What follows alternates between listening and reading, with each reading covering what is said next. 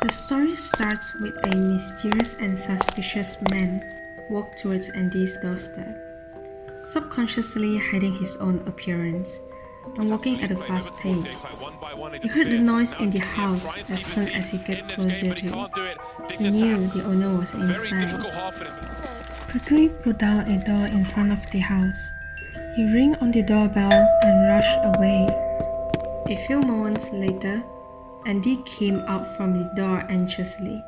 He felt angry being interrupted from his game, and he saw the door on the doorstep. He thought it was a mistake parcel, so he picked up the door and wanted to throw it away. But the card attached to the door captured his attention. He wanted to see who the sender was. As Andy was focusing on the greeting card, a loud ringtone interrupted his thoughts. It was his friend who was calling him to join back the game. Then he rushed back to his house. He decided to take the doll with him into the house first and figure it out later. Andy quickly sat down in front of his computer desk as he threw the doll to the ground and continued playing his game. Suddenly, a shadow flashed by on the floor. After Andy ended his game, he stretched out his back and figured it was late, so he decided to go take a bath. Andy went to the bathroom to take a shower, and then he heard the door slam. He thought that someone had intruded, but there was no one when he turned around.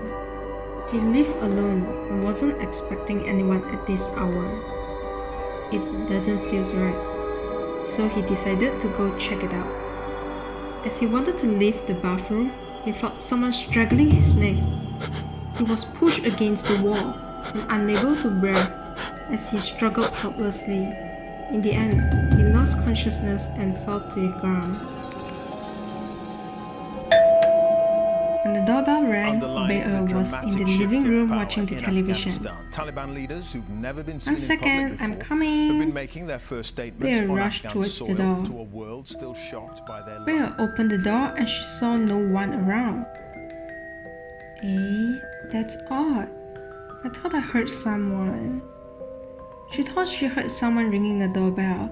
However, there was no one but a strange doll sitting there. What's this? She picked up the doll with surprise. Is this a surprise from Andy? How sweet of him. I'll thank him later. Let me think. Where should I put you? Bear was excited as she quickly took the doll back into the house, closing the door behind her.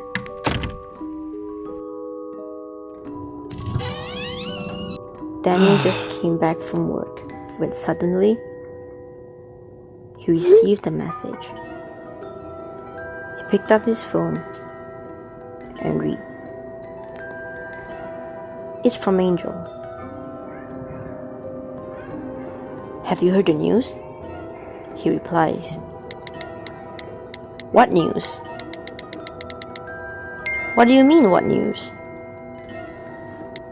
Daniel was confused, so he asked. Stop beating around the bush, just get to the point. It's about Belle. He thought it's probably Andy and Belle having a couple's fight again. He texted back. What about her? Is Andy messing with her again? Then their conversation goes.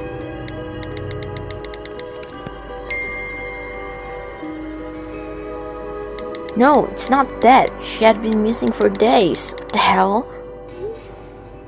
Daniel replies. What? Are you trying to fool me or something? No, I'm serious. We can't reach her at all. Ever since she said she received some weird doll from Andy or something.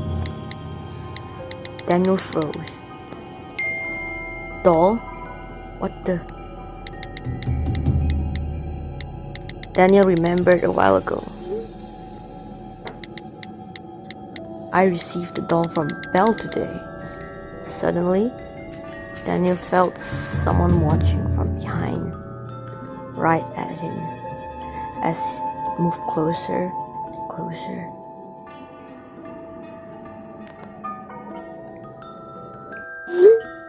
The text was still coming in.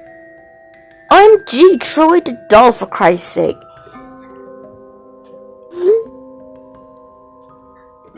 A moment of silence. Daniel?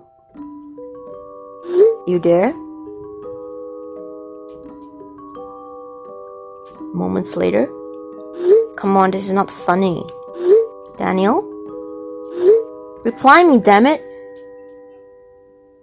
The conversation just stopped there. What could have happened to Daniel? On the other hand, Angel was looking very worried. She kept on calling Daniel on the way to his house because he wasn't replying to her messages. She knew something wasn't right. Come on, Daniel, pick up the goddamn phone, she shouted. A while later, she finally arrived. Angel rushed to Daniel's apartment. She enters the lift. As soon as Angel exits the lift, she froze on the spot. The doll was sitting there as though it had been waiting for her. She trembled in fear, knowing something bad is gonna happen, and there's no escape. A few weeks later, the news broadcasted the cases of 4 missing people, all found dead.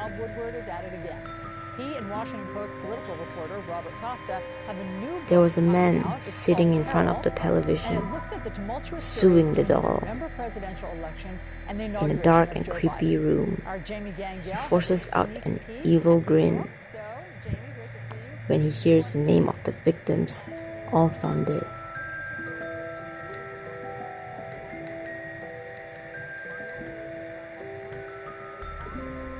He put down the doll and stood up.